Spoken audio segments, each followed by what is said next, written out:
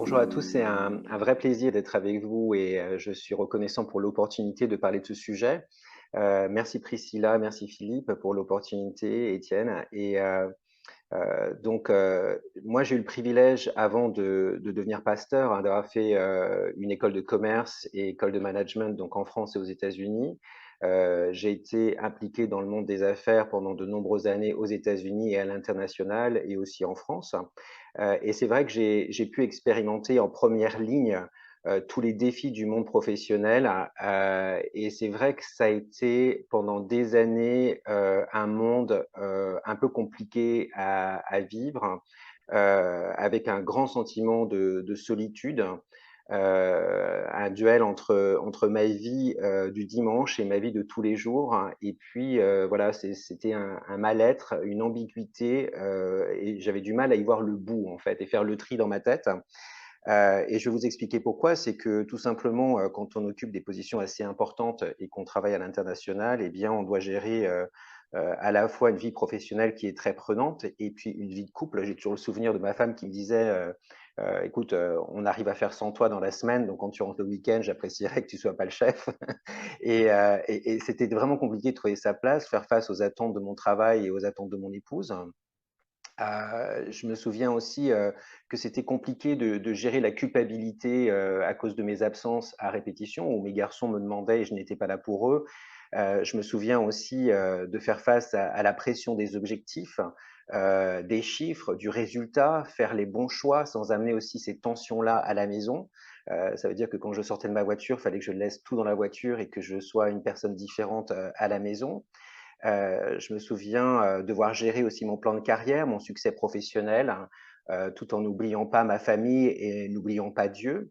Je trouvais ça aussi difficile parfois de trouver sa place dans une équipe, hein, avec de fortes personnalités, des attentes parfois totalement folles, hein, voire même immorales. Moi, je me souviens la présidente de la société pour qui je travaillais qui me disait peu importe ce que ça prend, même s'il faut coucher, tu ramènes ce contrat, quoi. Et donc, voilà, c'était des pressions difficiles, hein, des clients toujours de plus en plus exigeants, les uns que les autres. Et c'est vrai qu'il fallait apprendre à nager dans cet océan de requins sans se faire mordre, et essayer de trouver une raison d'être, une raison d'y être dans ce marasme, hein, pas toujours évident à gérer. Et ne pas savoir, par exemple, comment vivre, enfin, comment être Patrice, le même Patrice, dans la semaine, au travail ou alors en famille ou même à l'église. Alors, voilà, je me retrouvais finalement un peu seul. J'ai essayé à plusieurs reprises de chercher de l'aide, de vouloir en parler, mais c'est vrai que très souvent, je trouvais que l'Église était un petit peu aux antipodes de ce que je vivais. Le pasteur de mon pasteur à l'époque ne savait pas toujours apporter des réponses. Il avait des réponses toutes prêtes, mais qui correspondaient pas forcément à ce que j'avais besoin à l'époque. Et quand je suis devenu pasteur, c'est devenu une mission pour moi de parler au cœur des gens et d'aller les chercher là où ils sont. J'ai commencé mon premier poste pastoral à l'église de Senlis, en Picardie, donc avec les AEI, l'AEI, pardon. Et c'est vrai qu'à Senlis, la particularité de Senlis, c'est qu'on est près de l'aéroport, donc il y a énormément de pilotes, de navigants, il y avait énormément de chefs d'entreprise dans l'église.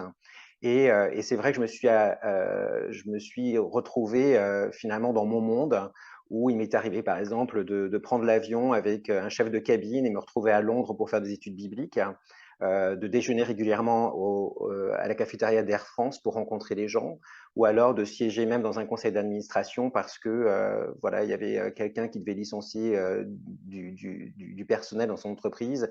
Il était stressé, il avait juste besoin d'une présence. Donc c'est un petit peu ce que j'ai vécu.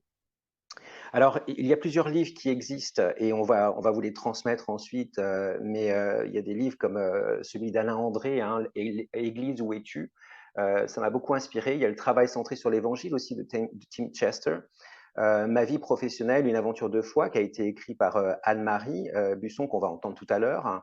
Vivre sa foi au travail de Pierre Chevalier. Il y a Dieu dans son travail de Kim Keller. Enfin, il y a toutes sortes de livres et c'est vrai que c'est vraiment intéressant de pouvoir se documenter là-dessus et d'avoir des réponses. Alors, Alain André a écrit des choses très intéressantes sur ce sujet et il nous montre combien, dans la Genèse, plusieurs vérités, ont été mises en avant, hein. Alors déjà, ce qui est frappant, c'est quand on lit, la Bible et qu'on commence avec la Genèse, on s'aperçoit que Dieu lui-même, eh bien, travaillait. Il était au travail, il a conçu et façonné, par exemple, la terre et toute sa création. On le voit dans Genèse 1 et 2. On voit aussi qu'il prend soin et pourvoit à ses besoins. Il est appelé, potier, vigneron, berger. On voit que dans le jardin d'Éden, dès le début, l'homme a pour mission de faire fructifier ce que Dieu avait créé, hein. Dans Genèse 1, 28, Dieu les bénit. Dieu leur dit: soyez féconds, multipliez, remplissez la terre. Dans Genèse 2, 15, l'Éternel Dieu prit l'homme et le plaça dans le jardin d'Éden pour le cultiver et le garder. Donc il faut noter aussi que le travail, c'était pas une punition au début, hein, une punition qui résultait de la chute, mais il était une grande responsabilité, un honneur, quelque chose qui valorisait l'être humain. On voit que le travail n'est pas non plus une chose qui est conçue par Dieu pour être seulement alimentaire, hein, mais pour faire fructifier sa création au bénéfice de tous, hein. Pour se nourrir, ceux qui travaillaient la terre, eh bien, devaient apprendre, devaient comprendre les saisons, devaient savoir comment travailler la terre, comment la préparer, le semer, planter, récolter. On voit qu'il fallait imaginer comme des outils, travailler en équipe et organiser leur travail, hein.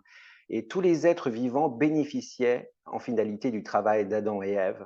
La parabole des talents dans Matthieu 25, versets 14 à 30, nous rappelle aussi notre responsabilité toujours actuelle et pertinente de faire fructifier ce que Dieu nous a donné.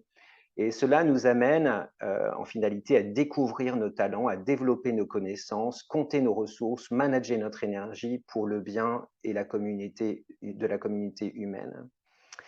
On voit aussi que le travail est une marque de la dignité humaine, la valeur de l'être humain. Chaque être humain a une valeur. Et est-ce que dans cet état d'esprit, est-ce que c'est dans cet état d'esprit que je travaille ou que j'exerce mon travail?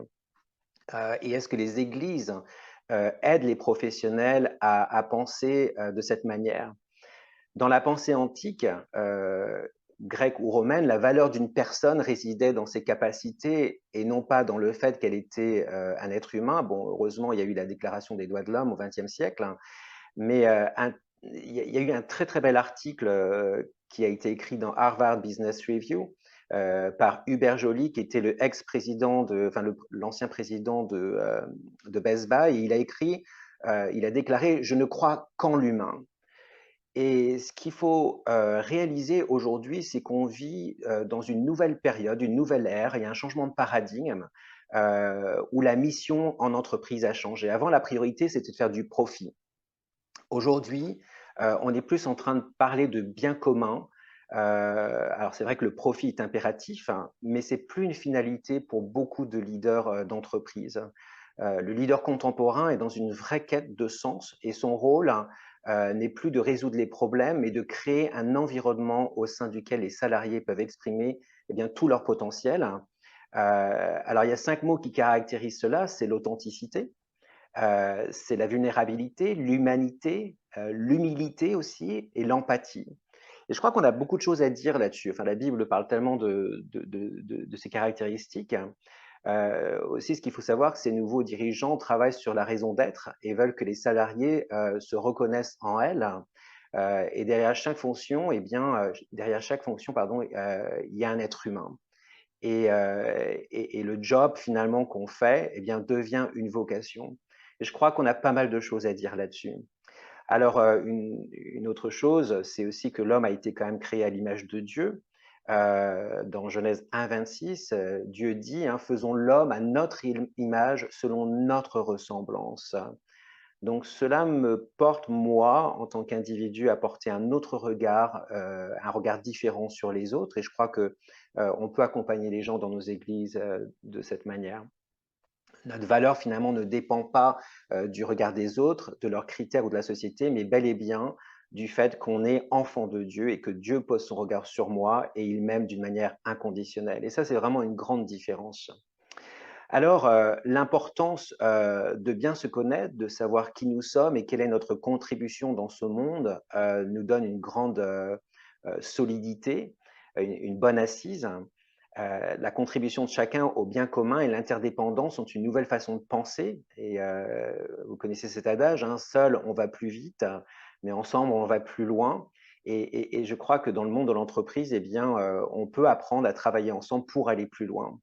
Est-ce que le lieu de travail est une plateforme où on se rencontre, où on partage nos défis, on se complète, hein, plutôt que d'être dans l'adversité, dans la compétitivité? Et si on trouve notre place, eh bien, c'est un grand changement et on peut aider les professionnels à accomplir ce changement. En tant que chrétien, je peux être un influenceur, je veux être en tout cas moi un influenceur par l'exemplarité, l'éveil des consciences, l'accompagnement, la formation, le témoignage. Et en tant que pasteur, on peut aider les gens de nos églises à bien comprendre qui ils sont. C'est quoi leur identité? C'est quoi la meilleure contribution qu'ils peuvent apporter dans ce monde, et notamment dans le monde professionnel? Comment peuvent-ils interagir dans une équipe avec leurs supérieurs ou leurs subalternes? Et apprendre à écouter, par exemple, sans être dans l'évaluation ou dans le jugement avec leur propre opinion, leur propre façon de voir les choses. Comment savoir communiquer avec grâce et amour. Et ça fait vraiment toute la différence. L'identification des talents et des compétences, de nos savoir-faire et savoir-être n'est pas un exercice simple. C'est vrai que ça nécessite souvent l'aide d'un vis-à-vis pour poser les réalités avec les mots, mais cet exercice nous aide vraiment ensuite à progresser et faire profiter les autres de ce dont on a pris conscience.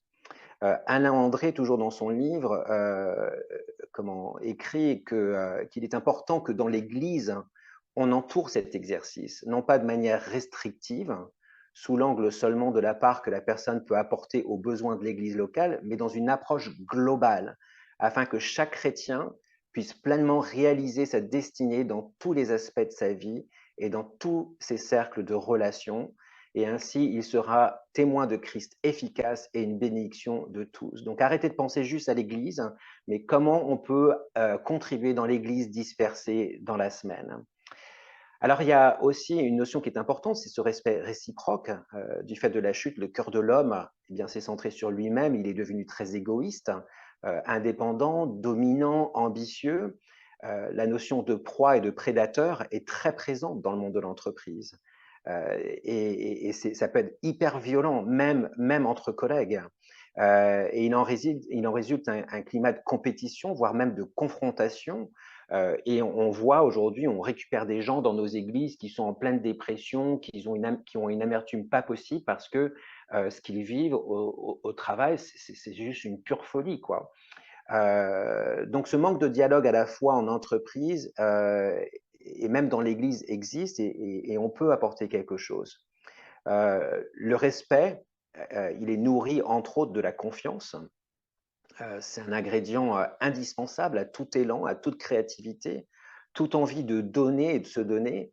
Et quand Dieu a délégué son mandat d'intendance, comme tous les autres mandats humains, imaginez un petit peu la confiance qu'il nous a montrée. Ou alors quand on pense à Jésus qui envoie ses disciples deux par deux, puis chacun de nous pour communiquer le royaume de Dieu autour de nous, quelle marque de confiance? Et est-ce que nous, on montre cette confiance envers les autres? Alors, dans mes limites et la finitude de mon prochain, il y a toujours des freins potentiels, à toute construction commune. C'est vrai qu'on peut garder les yeux fixés sur nous-mêmes, au risque de vivre, de marcher sur un chemin chaotique et décevant. Soit nous choisissons de puiser en Dieu nos forces, ou alors, notre sagesse, notre discernement pour avancer. Et quelques questions, hein. Qu'est-ce que je choisis de voir chez l'autre? Qu'est-ce que je choisis de lâcher dans mes insatisfactions? C'est vrai que les Français, on aime bien montrer nos désaccords et débattre. Enfin, en ce moment, à la télévision, je ne sais pas si vous regardez la télévision de temps en temps, mais tous ces débats où il y en a pas un qui veut céder, c'est juste la folie. Et moi, j'ai éteint la télévision parce que j'ai l'impression de tourner en rond. Mais est-ce qu'on est prêt à lâcher ces insatisfactions qui justement nous empêchent d'être le sel et la lumière malgré tout, là où Dieu nous a placés, que ce soit dans la famille, le travail, le voisinage, la communauté chrétienne? Et comment l'Église locale accompagne-t-elle ses membres pour être de véritables artisans de paix, pas seulement juste dans l'Église, mais aussi, eh bien, dans toutes nos sphères d'influence. Marcher d'une manière digne, hein, qu'est-ce que ça veut dire? Ça veut dire vivre d'une manière qui fait honneur à la fois à la personne qui avance, mais aussi à la personne pour laquelle on marche. Et je pense à ce passage d'Éphésiens 4, versets 1 à 3, qui nous exhorte. Il est écrit, hein, Paul écrit, je vous exhorte donc, moi le prisonnier dans le Seigneur, à marcher d'une manière digne de la vocation qui vous a été adressée en toute humilité et douceur et avec patience. Supportez-vous les uns les autres avec amour en vous efforçant de conserver l'unité de l'esprit par le lien de la paix. Enfin, une chose qui est importante aussi, et je crois qu'on a un rôle à jouer là-dedans, hein, c'est cette notion de repos. Le repos n'est pas synonyme d'inaction totale, ou encore moins de vide, hein. Il n'existe pas non plus par défaut, par manque d'activité à réaliser, mais il résulte pardon, du choix de faire une pause. Le repos est une étape du cycle de travail établi par Dieu pour prendre justement du recul et profiter de ce qu'il a créé. On voit dans Genèse 1, verset 31, que Dieu vit alors tout ce qu'il avait fait et voici, c'était très bon. Et un peu après, dans Genèse 2, 3, il fit de ce septième jour un jour béni, un jour qui lui est réservé, car il s'y repose de tout son travail de créateur. Et donc, c'est important de prendre ce temps de ressourcement. Même dans la nature, la vigne, par exemple, la sève redescend l'hiver et fortifie les racines du cep en prévision du moment où la terre se réchauffera et où la sève remontera et développera pardon, de nouveaux sarments. Dans le champ, par exemple, j'habite en pleine campagne et c'est vrai que les champs ne sont pas travaillés l'hiver.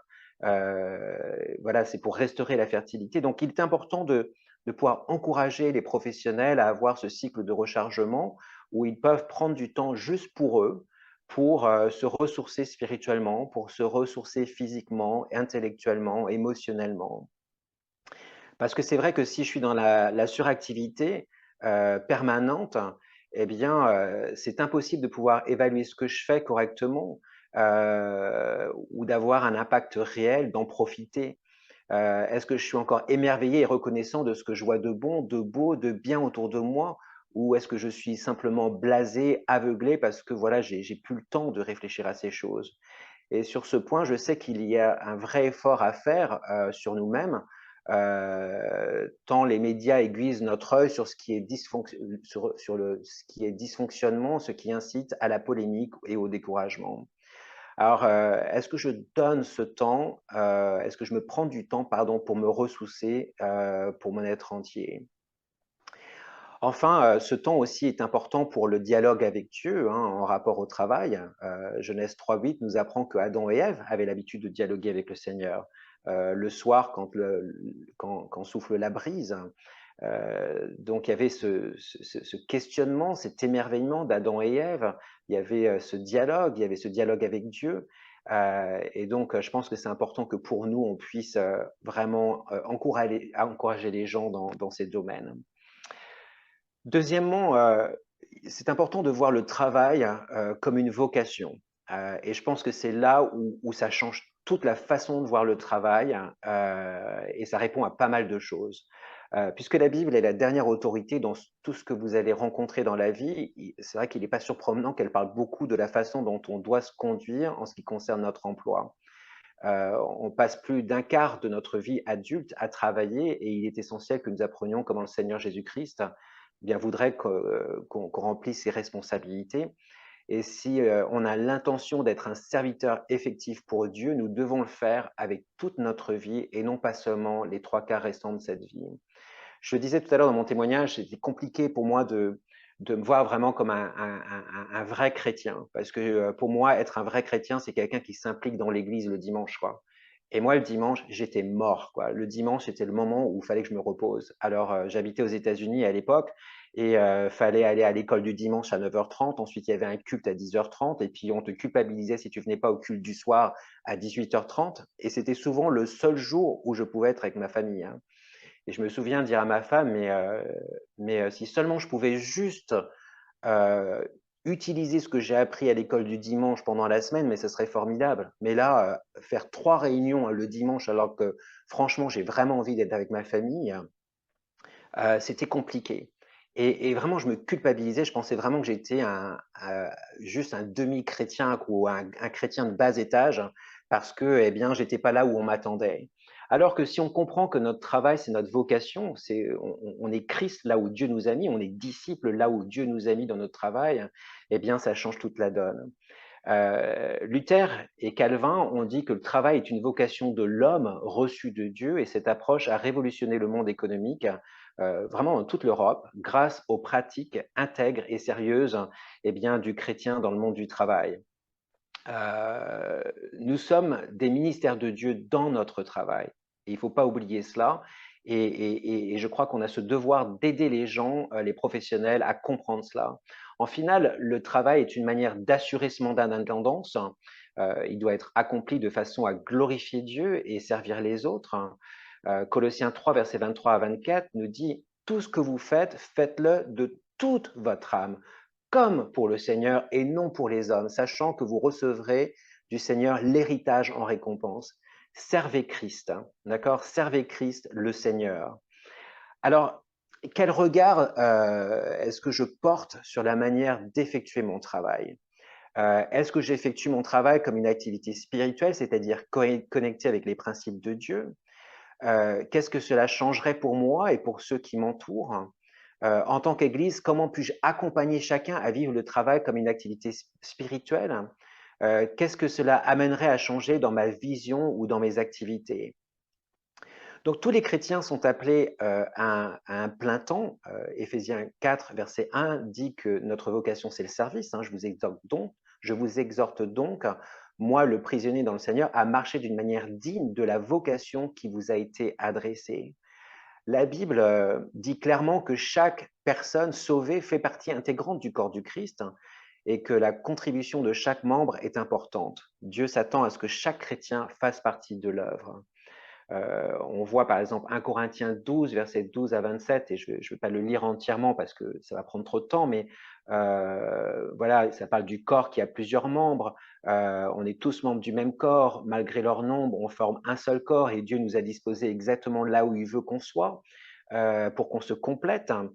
Vous connaissez 1 Éphésiens 4, versets 11 à 16.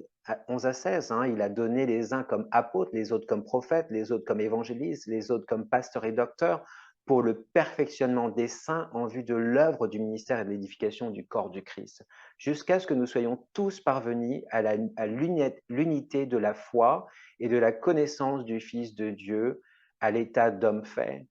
Je pense que quand on est dans l'entreprise, on est loin de cela en fait. On est loin de l'unité de la foi, on est loin de la connaissance du Fils de Dieu. Et on a ce rôle à jouer dans l'entreprise. Nous sommes des missionnaires, nous sommes des disciples, nous sommes des serviteurs et nous devons réconcilier nos collègues à Jésus. Alors on voit que notre service pour Dieu doit se faire en tout temps et non pas seulement quand nous allons à l'église. 1 Pierre 3, verset 15 nous dit, mais sanctifiez dans vos cœurs le Christ, pardon, le Seigneur, étant toujours prêt à vous défendre avec douceur et respect devant quiconque vous demande raison de l'espérance qui est en vous. 2 Timothée 4, 2 prêche la parole, insiste en toute occasion, favorable ou non, reprend, censure, exhorte avec toute douceur et en instruisant. Donc le premier but de mon emploi, eh bien, c'est déjà de soutenir notre ministère, mon ministère. Bien entendu, notre premier ministère, c'est envers notre famille. 1 Timothée 5, verset 8 nous dit, si quelqu'un n'a pas soin des siens, et principalement de ceux de sa famille, il a renié la foi et il est pire qu'un infidèle.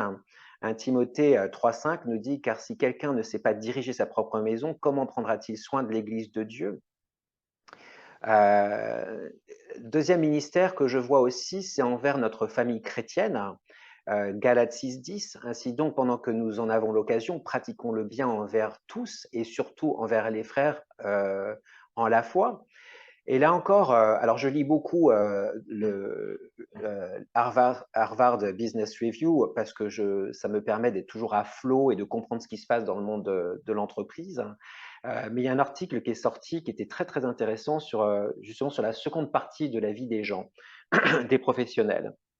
De nos jours, la majorité du travail relève du savoir et les travailleurs du savoir ne sont pas finis au terme de 40 années de travail.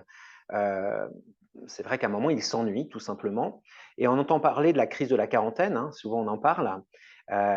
Et c'est surtout une crise de l'ennui et les gens souffrent de cela. Et c'est vrai qu'à 45 ans, la plupart des cadres ont atteint le sommet de leur carrière et ils le savent. Et après avoir fait à peu près la même chose pendant 20 ans, ils sont très bons dans leur branche. Mais le problème, c'est qu'ils n'apprennent plus rien. Ils n'apportent plus grand-chose dans leur travail et ils n'arrivent pas à y trouver de l'enjeu ou une satisfaction. Mais pourtant, ils n'ont que 40, 45 ans. Et donc, il y a quand même une grande partie de leur vie qui est encore devant eux. Et qu'est-ce qu'ils vont faire avec cette deuxième partie de leur vie? Alors, beaucoup vont continuer à travailler, ils vont changer d'entreprise, essayer de changer de poste. Mais même si nombreux sont ceux qui restent dans la même branche d'activité à plein temps ou à temps partiel, il y en a beaucoup aussi qui cherchent une activité parallèle et plus souvent dans une association à but non lucratif à laquelle ils consacrent une dizaine d'heures par semaine. Et il peut s'agir, par exemple, de l'administration de leur église ou de la présidence d'un conseil ou d'un enseignement, dans l'enseignement. Mais je pense qu'il ne faut pas qu'on manque le coche, nous, en tant que pasteurs. Il y a cette tranche d'âge où les gens sont un peu plus disponibles et il ne faut pas qu'on les loupe. Je pense qu'on a un vrai travail d'accompagnement et ils peuvent apporter une vraie valeur ajoutée dans notre église. Le troisième ministère que je vois qui est important, c'est celui de toucher les non-chrétiens. À chaque fois que j'ouvre mon portail et que je sors de chez moi, mes voisins ne sont pas croyants. Et là, je sais qu'ils sont mon champ missionnaire. Quand j'étais voilà, dans l'industrie du tourisme, que j'étais en réunion, que je rencontrais mes clients, j'étais toujours conscient que ces gens-là étaient mon champ missionnaire, que je devais avoir ce témoignage, que je devais par ma vie montrer quelque chose qu'ils ne voyaient pas, qu'ils ne connaissaient pas. Et 2 Corinthiens 5,20 nous dit, nous faisons donc les fonctions d'ambassadeurs pour Christ, comme si Dieu exhortait par nous. Nous vous en supplions au nom de Christ, soyez réconciliés avec Dieu. Donc voilà, on doit, par notre attitude envers notre emploi, être des ambassadeurs de Christ et être un témoignage. Alors, je ne vais pas pouvoir tout dire aujourd'hui parce qu'on ne va pas avoir le temps, mais juste brièvement, hein, avant de passer à notre atelier, c'est vrai qu'il faut avoir conscience que notre vie au travail peut être le seul vrai témoignage que nos collègues verront. Euh, alors, c'est vrai que nous sommes une lumière représentant Jésus-Christ. Matthieu 5, 14, verset, 5, verset 14 à 16 nous dit, vous êtes la lumière du monde. D'accord? Vous êtes la lumière. Une ville située sur une montagne ne peut être cachée et on n'allume pas une lampe pour la mettre sous le boisseau. Mais on la met sur le chandelier et elle éclaire tous ceux qui sont dans la maison. Cette notion de lumière, pour ceux qui m'ont déjà entendu, je parle souvent du sel, hein, j'habite en Bretagne. Ma femme ne connaissait pas le beurre salé quand elle est arrivée en Bretagne. Maintenant, voilà, elle ne veut manger que du beurre salé et quand elle repart aux États-Unis, elle emmène même son beurre salé aux États-Unis. Et pourquoi? Parce que le beurre donne de la saveur et donne de la saveur dans tout ce qu'on mange. Et si on a cette notion d'être la lumière, d'être ce sel dans ce monde et qu'on est cela justement dans le monde du travail, c'est extraordinaire. Notre vie doit refléter la Bible. 2 Corinthiens 3,2, c'est vous qui êtes notre lettre, écrite dans nos cœurs, connue et lue de tous les hommes. Donc, on a une grande influence sur ceux avec qui nous passons le plus de notre temps. Et quand on pense au travail, on y passe quand même 8 à 10 heures par jour. Et c'est vrai que les gens, en vivant avec nous, eh bien, peuvent découvrir ces choses. Alors, je vous demande encore 5 minutes, et puis après on va passer à l'atelier. Donc, quelles attitudes devrais-je avoir envers mes supérieurs et envers la société qui m'emploie? Eh bien, déjà servir comme si le Seigneur Jésus-Christ était notre employeur. Si on lit Éphésiens 6, versets 5 à 8, ça parle de ça, hein. Marcher comme des enfants de lumière, être la lumière du Seigneur. Colossiens 3, versets 22 à 24 parle des serviteurs qui obéissent en toutes choses à vos maîtres selon la chair, non pas seulement sous leurs yeux comme pour plaire aux hommes, mais avec simplicité de cœur. On se doit aussi de respecter ceux qui sont notre autorité. C'est vrai que quand on est chrétien, quand même, on doit être exemplaire de cette manière-là. On peut penser que notre employeur n'est pas toujours juste et nous pouvons même être en désaccord parfois, mais nous devons malgré tout nous soumettre à son autorité, puisque c'est une autorité que Dieu a mis au-dessus de nous. Tite, chapitre 2, versets 9 à 10, exhorte les serviteurs à être soumis à leur maître, à leur plaire en toutes choses, à n'être point contradisants, ne rien dérober. On se doit aussi de respecter la propriété de notre société. Elle ne nous appartient pas. Là encore, Lévitique 19 nous parle de ne pas dérober, de ne pas utiliser le mensonge, la tromperie.